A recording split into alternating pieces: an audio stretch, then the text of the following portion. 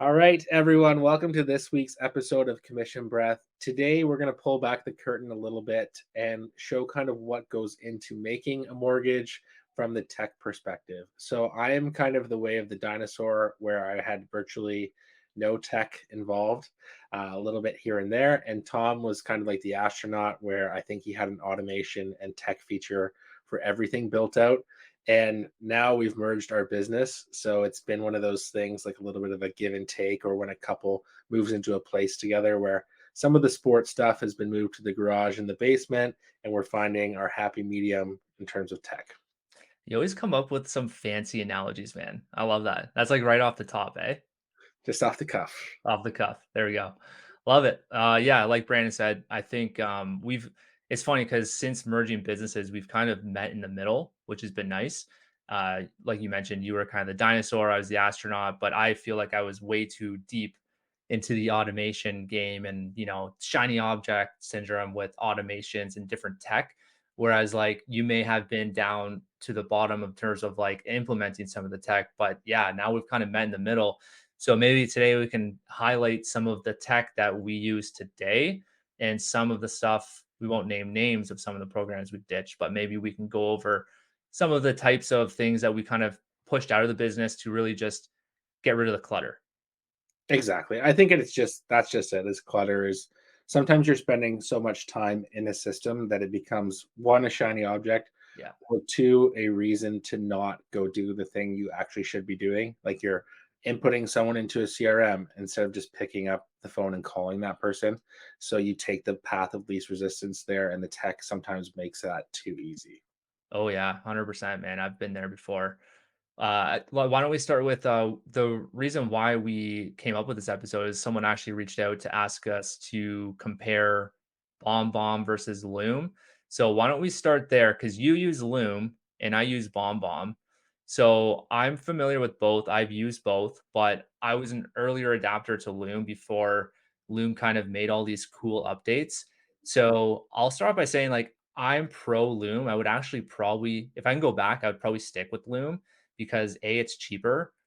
Two, it has like I think it has AI in it now, right? So like develops that like description for your videos, which is really cool. And I don't need any of the other stuff on the back end for BombBomb. Like BombBomb has an automation piece to it. It has like an actual CRM database component to it, which I don't even use. So you're kind of paying extra for that. Whereas Loom is straight to the point. It's like, hey, this is screen recording. This is what we do. We're the cream of the crop. We're cheaper, and that's all we stick to. Yeah, exactly. And that's kind of why I went to Loom in the first place. Full transparency. It was I put the two of them on the screen side by side. Loom was significantly cheaper. So I went that route. And I use it for everything in my business from budget reviews with clients, signing packages, even just sending a quick update to you on where our business is at. Uh, Friday video to realtors. It's awesome. And the automation piece is really cool. So what it does is it takes your video and it writes a description, which often sounds a lot more eloquent and better written than what you said. So I even know a few brokers that are taking that AI text, re-recording their initial video and using draft two of it. The other piece it does is it will summarize it in an email as well. So when you send your client the Loom video, you just embed it in. I use G Suite and Gmail, and it has the full email written out for you. Ah, okay. So it's not just using the words you said in the video. It's actually crafting into something that sounds better. Exactly. So That's my one, I did like a comparison of a few different rates and terms, and it was like in this video, Brandon gives you a breakdown of three different products and why each might be a fit for you. Uh, yeah.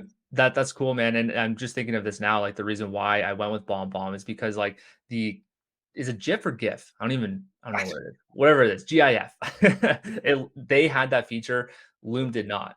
And that was a big thing for me. I loved having that embedded in emails, but now Loom has it. I still think BombBomb's looks better and it shows like the length of the video in it, which is pretty cool. But that's such a small detail. Yeah, and one thing I don't like about BombBomb is the fact that you don't have a pause button. So when you screen record, it's just play or stop. There's no actual pause.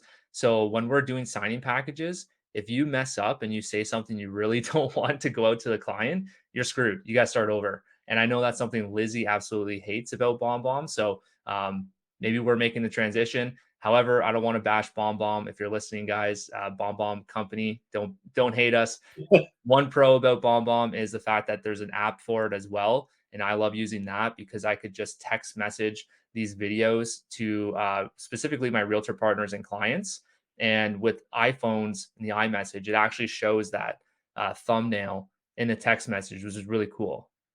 Yeah. The GIF. Yeah, it was a sexier option. It was like the sexier twin. But now Loom's catching up. I think it's a competitive space, so I think both will continue continue to make leaps and strides there. Um, all right, so video we're using a lot. We were both on the same page there. I think another piece that we both really had level ground on was the usage of YAMM, spelt like the vegetable, but with an extra M. That's an amazing way to send one-to-one emails in batches. So you can put your whole realtor list on there, but you can message all at once, and it's going to look like, "Hey, Tom." And there's none of this like unsubscribe crap at the bottom. There's no like MailChimp logo. It just looks very authentic. Yeah, I absolutely love YAMM, and it's literally like $50 a year. It's so cheap. And I love it because of the fact that you're sending these one-to-one emails out, but it's at a mass scale. So you're not sitting there composing one by one emails. It's I don't know what the limit is. I think it goes to the max limit that Gmail allows you to send out to. I want to say it's like 1500, maybe a bit more than that a day, Yeah. which is should be more than enough, unless you're sending out an email to your whole database through YAMM. But we specifically use it for our realtor partners with our Friday emails. And I love it because you can track the opens, the clicks. And if you want to toss in an unsubscribe link to it too, you can do that. And it'll show who's unsubscribed from it as well. Yeah. Yeah, it's nice seeing the open rate. You can kind of see thematically when you bring up certain topics in the industry, or if you highlight certain phrases and stuff like that, who's opening that, and then compare it to other weeks where you might not have had a catchy title, or it was like a boring topic, and you can really see the drop off there. So it just shows you how to tweak and modify for future marketing. Yeah, and what I'm doing lately too is I'm looking at the percentages of opens and clicks, and I'm taking the top what I did today was I actually took the top 5 and I'm using that for realtor content on my social. So I'm targeting realtors on my social. That's a whole other conversation. But what I'm doing is I'm taking those subjects and then I'm breaking them down and uh, first of all making content specific to those, but also I'm piggybacking off of that for ideas to keep expanding on those. Yeah, I love that. Another thing I just thought of when we had done the reasons to call and like the ask muscle episodes, one thing I do with my YAM list is if I see for a few weeks a realtor is not opening things and they're falling off, I'll call them and I'll be like, "Hey, just wanted to see if you're still finding value in the Friday videos I send. Is there anything that you want me to talk about more?" And it just kind of reinvigorates the relationship, puts a little blood back in them, and they don't know you're doing a side by side comparison week over week of them not opening your email. So it's really a subtle way to get back in there. Yeah, exactly. They don't know that. It's kind of like a little incognito effect there. And I also use that too for the same reason, but I actually look at the clicks and see who's clicked it. And that'll be my follow-up message too on the Monday. Like, hey, Mr. Realtor, just wondering if you saw my Friday video. If so, like, is there anything that you want me to include on the next week? For sure. Yeah. That's awesome. There's one other thing that I use, and this will basically be a wrap on what I was using as tech, and that is Toggl, Toggl. I've used this for going on 2 years straight right now, tracking everything. So, like this podcast, I have pressed start on the podcast recording.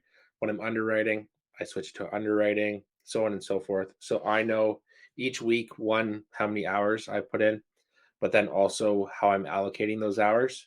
So when we're looking to like hire and grow our team, I can say, okay, you know what? Fulfillment took this amount of time, or we paid Lizzie or whoever it is X amount for fulfillment for this time. What's the cost to add to that to make it easier for her, or if she's overburdened, so on and so forth. And you can see where your time's going, where to free it up. But then also it shows you a lot of waste. So if I feel like I'm spending way too much time on client care, why is that? And go back and ask yourself why several times. to get to the bottom of maybe you've confused the clients, or maybe you haven't been clear enough on a few detailed points, so they're having several follow-up meetings with you. So just different things like that. Yeah, I actually have been wanting to implement that because I know we chatted about this a while ago. When we first started Leadvine, we had our dialers using Toggl, right? Same app. Yeah, same. Yeah, and for me, I wanted to implement it into my business too. I just haven't had the time to sit there and kind of like, do you organize things in the app specific to like different tasks?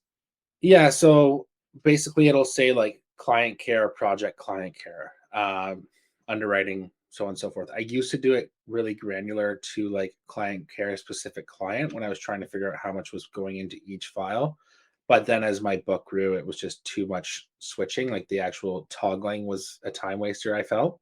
So now I just go kind of broad overview. So if I'm on the phone with a lender, I switch it to underwriting.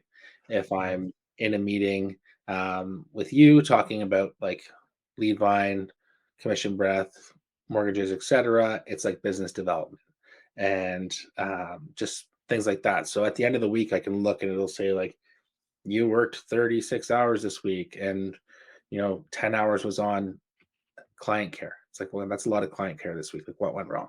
Yeah, yeah, and I like that. And it's better that you kind of generalize it versus like going super granular because I would probably be the guy doing the super granular too.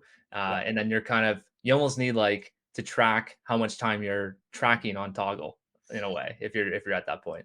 Exactly. When you go too granular on anything, and I feel this way about like CRMs and any tech, any tool, if you go too far on it, it's like a diet that's too rigid and it doesn't account for that day you have a hamburger, or like a day that you just don't do it and you feel like you can't catch up because it's too Yeah. it's too fine. Whereas when it's a little bit rough around the edges, it shows a clearer picture in time. Like now I have a year over year data points on things. It's pretty clear to me on areas that I need to optimize.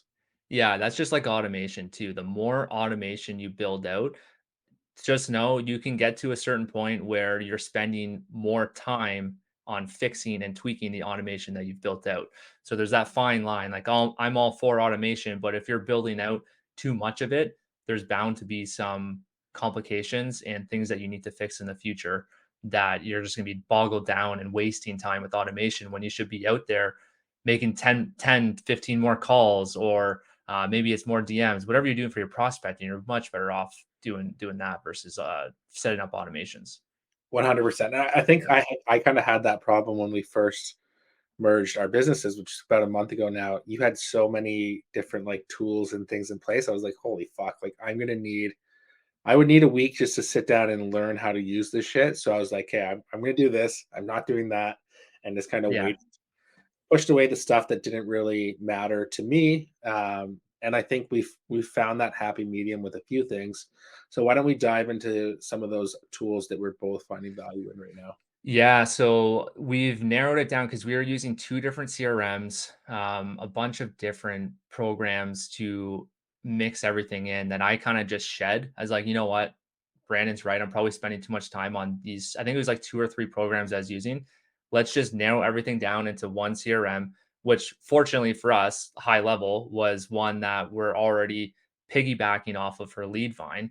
Like High Level, for those that are listening, you're probably not familiar with it because it's huge in the States, like huge CRM in the States.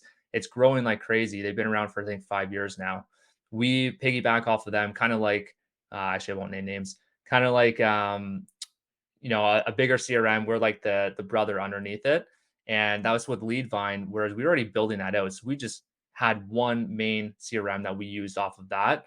And that's what we continue to use. The reason why we love that is because we can do everything off it in terms of lead gen and managing our mortgages. So we have our business number, which if someone calls it, it goes out to our whole team. Whoever answers it first.